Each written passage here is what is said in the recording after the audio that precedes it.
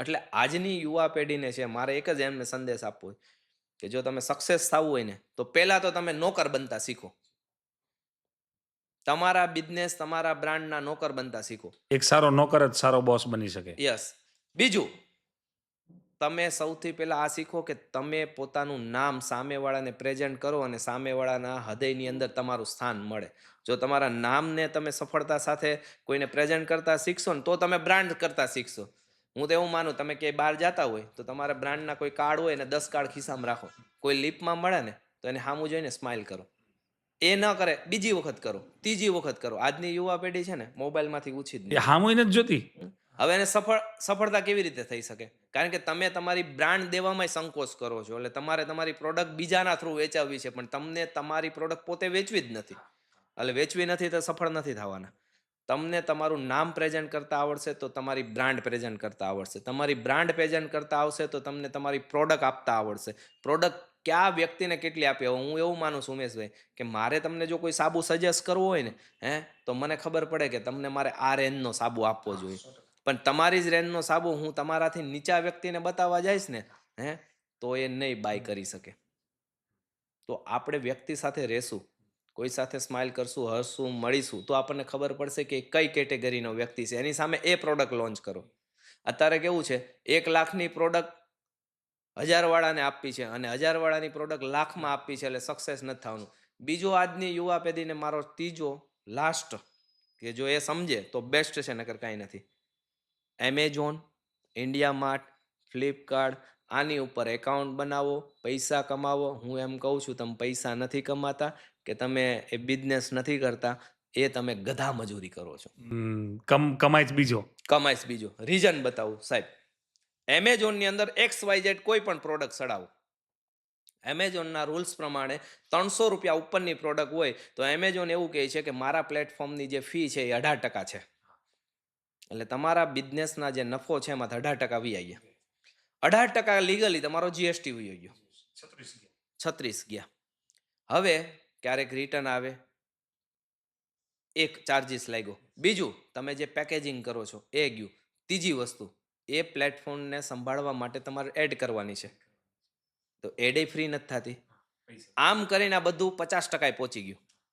હવે બીજા જે 50% વધ્યા ને એમાં તમારે પ્રોડક્શનનું પૈસા કાઢવાના છે, તમારી મહેનતના પૈસા કાઢવાના છે. પછી તમે એમ કે હું સફળ નથી, મારા ઓર્ડર નથી આવતા. કેવી રીતે આવશે?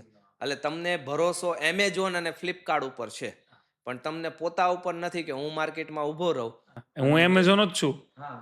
હું આજે કહું આવડી મોટી સફળતા છે, હું એમેઝોન અને ફ્લિપકાર્ટમાં બિઝનેસ નથી કરતો. ઓહ, એવું છે. હું લોકોને કરાવું છું કે આવું કરો, પણ હું નથી કરતો. કારણ કમાઈને મારે બીજાને દેવા, તો એની કરતાં હું જ ઓછું કમાવું ને. બીજા માટે આપણે શું કરવા કમાવું જોઈએ? મારે એમેઝોનને કમાવા માટે 5 લાખનું રિસ્ક લેવું, એની કરતાં હું 2 લાખ જ કમાવું, પણ મારા પોતા માટે કમાવું. એટલે આજની યુવા પેઢીને ઓનલાઈનના પ્લેટફોર્મ કરતાં પોતાની બ્રાન્ડ, પોતાની પ્રોડક્ટને લઈને પોતે માર્કેટમાં ઊભું રહેવું જરૂરી છે. પેલું છે ને શોર્ટકટ છે.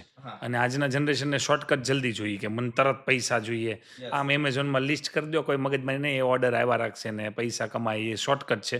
જાતે ફિલ્ડ પર ઉતરવું એ બહુ અઘરું છે. એટલે કદાચ એને એમ લાગે કે પહેલાં તો શરમ અનુભવે કે અમે તો ફલાણાના દીકરા છીએ એટલે અમે આવું કેમ કરીએ, એટલે શરમ અનુભવાય. પછી એવું થાય કે 2-3 દોસ્તારો વાતો કરશે તો એ કે એટલે આવું થોડું કરવાનું હોય, તો એ પછી સૌથી પહેલો જે ડર છે ને યંગ જનરેશનને એ છે કે હું નહીં કરી શકું. આઈવીએફ જે આટલા બધા વધી ગયા ને એનું કારણ જ આ છે કે હું નહીં કરી શકું. એટલે આ લોકોને એવું છે કે હું નહીં કરી શકું, એ ડર નીકળે ને તો સફળ જ છે, સક્સેસ. તમે કેમ કીધું કે આજે તમે શરૂઆતના ધોરણે રોડ ઉપર બેસીને લિપસ્ટિક વેચતા હતા. જો તે દિવસે તમને શરમ અનુભવાની હતી તો આજે અહીંયા સુધી પહોંચે જ નહીં તમે. તમે જે કીધું એમ કે મારા ફાધર છે, આજે લોકોને છે ને કે મારા ફાધર આ કામ કરતા હતા ને એવું કહેવામાંય શરમ આવે છે. તમે કેમ રિયાલિટી કીધી, આજે ઓન શો રિયાલિટી કીધી કે મારા ફાધર તો આ કરતા હતા ને હું અહીંયા સુધી પહોંચ્યો છું. લોકોને એમ કે તમારા પપ્પા શું કરે? એ છે બિઝનેસ કરે છે, ઓફિસમાં બેસે છે, ગણતા હોય હીરા. એટલે આ બધી જે વસ્તુ છે ને રિયાલિટી છે આજના સમયની. પણ આજની જે યુવા પેઢી છે ને, મને એવું થાય શું કરવા છુપાવું. હું તમારી વચ્ચે કહું છું કે તમે મારા ફાધરની મહેનત જોઈ, મારી મહેનત જોઈ. મેં હમણાં એવું કીધું કે હું 3,500, 4,000, 4,4500 રૂપિયામાં હેર કટિંગ કરતો હતો, કમાતો તો નો ડાઉટ. પણ જ્યારે મેં પણ એક એવો બિઝનેસ કર્યો, મને એવું થયું કે હું શોર્ટકટમાં બહુ મોટો કરોડપતિ થાવ. તો શેર બજારની અંદર હું 2000માં જે રૂપિયા તોડ્યા ને એ હજી સુધી નથી તોડી. બરાબર છે. આવે ઓકે, ડાઉન થયા, પણ પછી જ્યારે ડાઉન થયા પછી તો પ્લસ માટે આપણે જવું પડશે. અને હું તો ખુલ્લે આમ વાતો કરું છું કે ભાઈ મારી નિષ્ફળતા આ હતી અને મારી સફળતા આ હતી. જે હું શેર બજારમાં તોડ્યા ને એટલા રૂપિયા મારે આઈપીઓમાં લાવવાના છે. હું આઈપીઓ લાવીશ યસ, ખુદના. ખુદના. અને થશે 100%. તમારું વિઝન બહુ ક્લિયર છે એટલે. અને હજી કહું ઉમેશભાઈ, આઈપીઓ લાવવું એ મારી ગોલ્ડ કે મારી જરૂરિયાત નથી, એ તો હું કમાવું જ છું. પણ લાવવું છે એટલે કે એક લિસ્ટિંગ બ્રાન્ડ છે. સોશિયલ મીડિયા છે અત્યારે માર્કેટિંગનો સૌથી મોટો ઝરિયો બની ગયો છે. તો સોશિયલ મીડિયાની અંદર બધી જ વસ્તુ હોય એ સાચી હોય છે? નહીં, નહીં. એની અંદર ખોટી કેટલી હોય? 75%. અને એ 75%ની અંદર 25% જે સાચી વસ્તુ છે ને એ છુપાઈ જાય છે. કારણ કે ખોટી વસ્તુનો જ પેલો ભાર વધી ગયો ને. હવે ભાર વધી ગયો. અત્યારે તમે જુઓ સોશિયલ મીડિયાથી જે યુપીઆઈ ટ્રાન્ઝેક્શનની અંદર ફ્રોડ થાય છે. હા હા, નવો ફ્રોડ આવ્યો બહુ જોરદાર. આજે તમે માર્કેટમાં તમારી કોઈ પ્રોડક્ટ મોકલજો એટલે તમને કસ્ટમર કોલ કરતા પહેલા 10 વખત વિચારે છે. એટલે તમે 1 લાખ રૂપિયાની માર્કેટિંગ કરો ને એની અંદર તમે એવું વિચારો છો કે લાખ રૂપિયાની માર્કેટિંગ કરીને તો મને 10 લાખ લોકોએ જોયા, પણ એ 10 લાખમાંથી તમારી સુધી આવતા છે ને 1000 જણાય નહીં આવે. તમે ટાર્ગેટ મારજો. એ નહીં આવેનું રીઝન શું છે ખબર? લોકો એવું માને છે કે આમાં સાલું સદું ફ્રોડ જ થશે. હે, એટલે એ જે ટ્રસ્ટ અપાવો ને એ આપણી પ્રોડક્ટ, આપણી બ્રાન્ડ અને આપણી આઈડી ઉપર હોતન હોય છે. હું મારી વાત કરું કે મને કોઈ એમ કહે કે તમારી આઈડી ઉપર આ રીલ્સ મૂકો, તો હું પહેલા એનું સર્વે કરું કે ભાઈ તું રિયાલિટી છે, કરી શકશે, થાશે.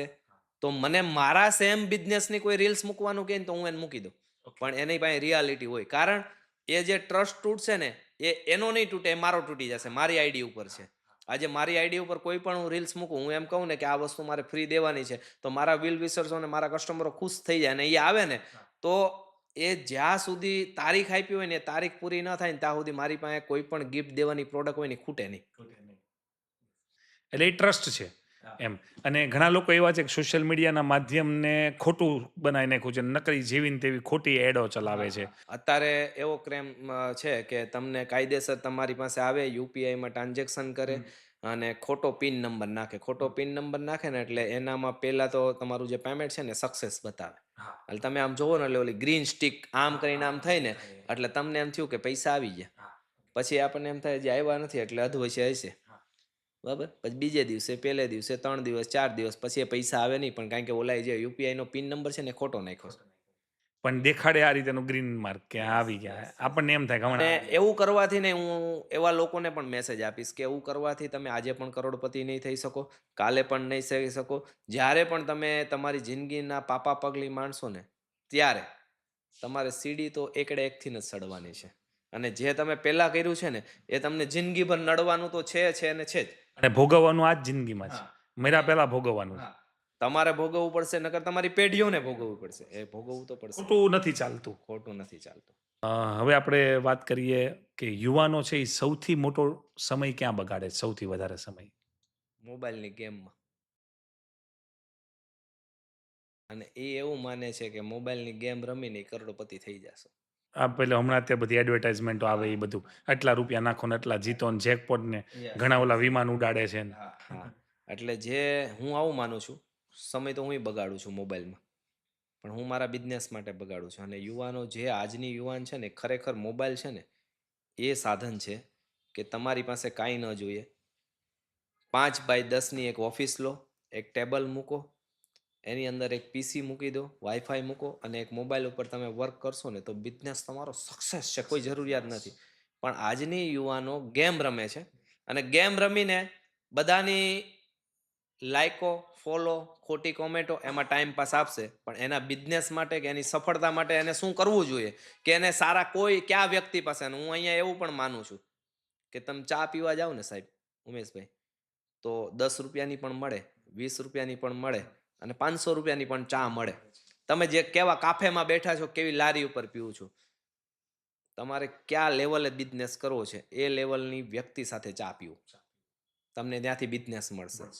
જો તમે ગેમ રમતા હશો ને તો તમારે આમ આમ તમે હું અત્યારે જાઉં ઘણી વખત ચા પીવા જાઉં ને મને રાતે ચા પીવા જવાની ટેવ છે એવું ને આપણી બાજુમાં બેઠા એ મર્યો મર્યો મર્યો પણ શું છે અને એની તું અંદર મરી ગયો એટલે કઈ ગેમમાં ને ગેમમાં. એની અંદર ઓલે ગન આવે છે આ ગન લેવા માટે આટલા પૈસા ભરો આ ગન લેવા માટે આટલા ભરો અને એની અમાઉન્ટ જે છે ને હું હજી એવું કહું છું કે જે ગેમ બનાવ્યું છે મને હમણાં સોરી વિચાર આવ્યો હતો ઉમેશભાઈ મારે મારા બિઝનેસ માટે ગેમ બનાવીશ આ કરો એટલે શેમ્પૂની બોટલ ફ્રી આ કરો એટલે સાબુ ફ્રી ખરેખર આ હું ફેક નથી વાત કરતો મેં 2-3 ગેમ ડેવલપરને બોલાવ્યા હોત કે મને આવી ગેમ કરવી છે કારણ એ જે એટલો સ્વીટ પોઈઝન આપે છે કે 10 રૂપિયામાં તમને 1 કે 56 આપે 5 રૂપિયા ભરો તો પોઈન્ટ આપે 5 રૂપિયા ભરો તો સ્ટાર આપે એટલે ગેમની અંદર તમારા જે નામ કે આઈડી ઉપર છે ને એની ઉપર પણ કે તમારો સ્ટાર કેવો લાગે તમારો ગોલ્ડ પોઈન્ટ કેવો લાગે આ જોઈને એ લોકો ખરીદા જ કરે ખરી યાદ કરે છે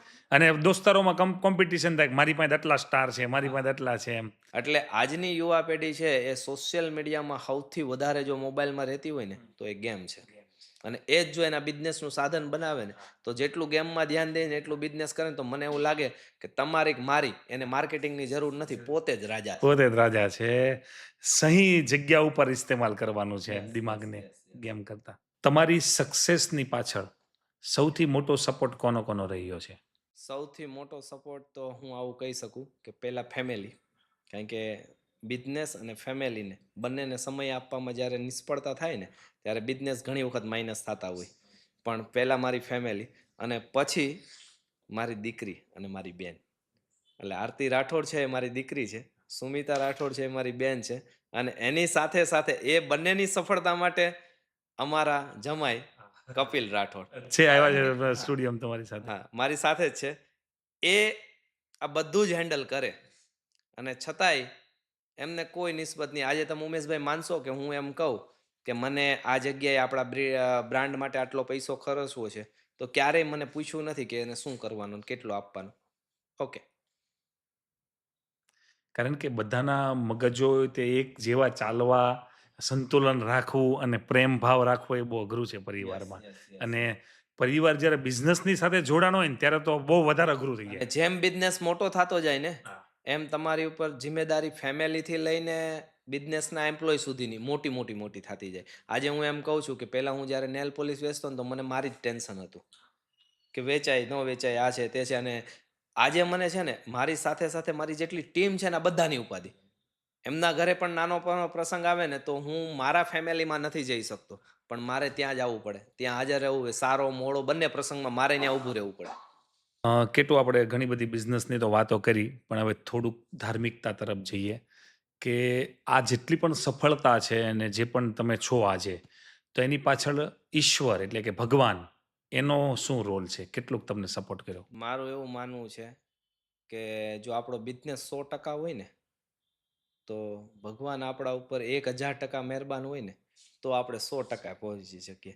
એટલે હું એવું માનું છું કે મેં ઘણી વખત કીધું કે હું મારા કસ્ટમરોને જ મારા ભગવાન માનું છું અને એની પાછળ 5% 10% વાપરું છું પણ તમને જ્યારે જ્યારે સમય મળે ને ત્યારે ત્યારે ફક્ત તમારી અમાનત અમાનત એટલે ઈશ્વર ભગવાન તમે જેને માનો એને એના માટે તમે એક નાનું એવું કામ એને જે ગમે એવું એવું નથી કે નાનું એવું કામ એટલે એક શ્રીફળ વધેરો ત્યાં લાપસીઓના રાંધણ મૂકો એનાથી ભગવાન ખુશ થાય નહીં તમે જેને જરૂરિયાત છે ને એની કેટલી હેલ્પ કરીને એ ઈશ્વર જોશે અને ઈશ્વરના ઘરમાં તમારું જે લેખ લેખાશે ને એ પછી તમારો બિઝનેસ 100% સફળ જાય. એટલે હું મારા મહાદેવ અને અમારી અમાનતનું આજે પણ યાદ કરું છું કે હું ક્યાં હતો અને ક્યાં પહોંચાડ્યો એની ઉપર હાથ આવ્યો છે. એક સમય એવો હતો કે જ્યારે હું 52 પત્તા લઈને બેસું અને બધા પન્ના ઊંધા નાખું ને તો એ મારા હાડા સીતા પડે અને આજે બધા પન્ના સીતા નાખું ને તો ઊંધા પડે સમજજો.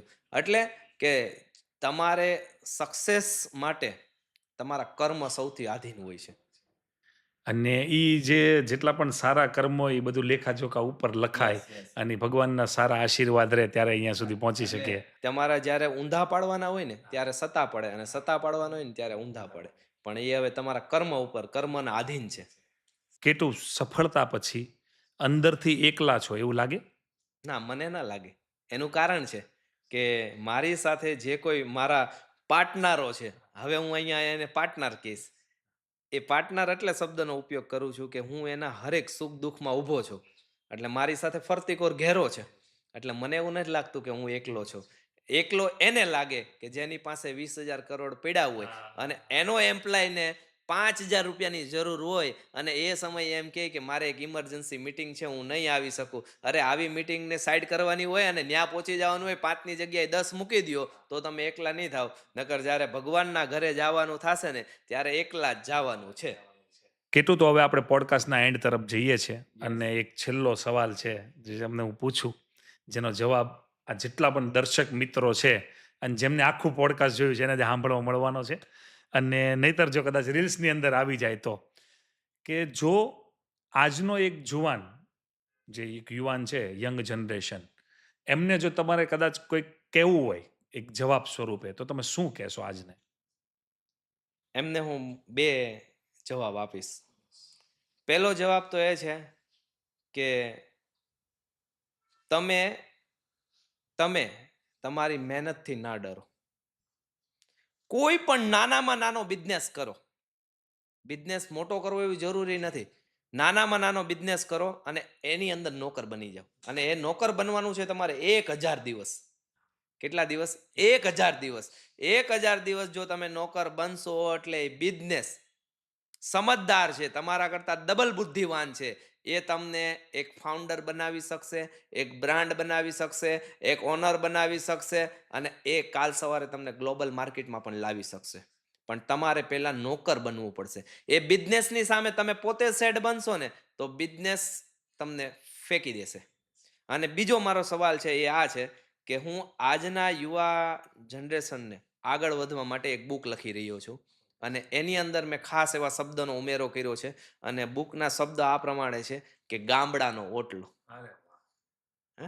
આપણે જોયું જૂના નાના હતા ત્યારે ગામડાના ઓટલે જે વડીલો સાથે રમતા હતા અને એના પાસે જે નોલેજ મળતું હતું ને એ બિઝનેસને આજની દુનિયા કોઈ એને તોડી નથી શકતી. અને એને સક્સેસ કરતા કોઈ રોકી ના શકે. ઈ જ્ઞાન આજ સુધી કોઈ ચોપડીમાં નથી આવ્યું. હા, એટલે મેં એવી એક બુક લખવાની શરૂઆત કરી છે કે ગામડાનો ઓટલો. અને એની અંદર આજના યુવાનો સક્સેસ થવા માટે શું કરવાનું છે. આજના યુવાનોને મોબાઈલ જરૂરી છે, એને મને કોઈ પ્રોબ્લેમ નથી. ગેમ જરૂરી છે, કોઈ પ્રોબ્લેમ નથી. પણ ધીસ ઇઝ બિઝનેસ કેવી રીતે બનાવી શકો. અને જો તમે બિઝનેસ કરશો, 2 પૈસા કમાશો તો જ તમારી સફળતા છે. નકર આજે પણ તમારી સફળતા નથી, કાલે પણ તમારી સફળતા નથી. અને બીજી વાત કે જો તમારી પાસે પૈસા નથી ને તો તમારી વેલ્યુ પણ નથી.